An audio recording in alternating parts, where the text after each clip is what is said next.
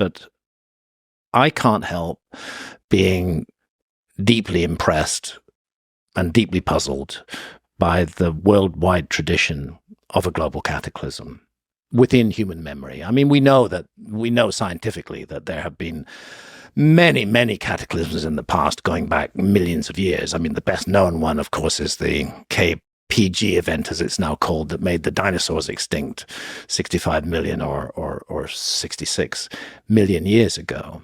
But has there been such a cataclysm in the lifetime of the human species? Yeah, the Mount Toba eruption about 70,000 years ago was pretty bad.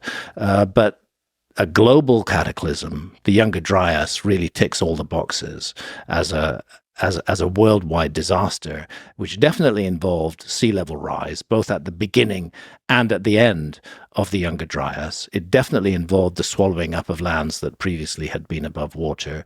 And I think it's an excellent candidate for this worldwide tradition of a global cataclysm, of which one of, but not the only, distinguishing characteristics was a flood, an enormous flood, and the submergence of lands that had previously been above water, underwater. The fact that this story is found all around the world suggests to me that the archaeological explanation is, look, people suffer local floods all the time. I mean, as we're talking, there's flooding in Florida, but I don't think anybody in Florida is going to make the mistake of believing that that's a global flood.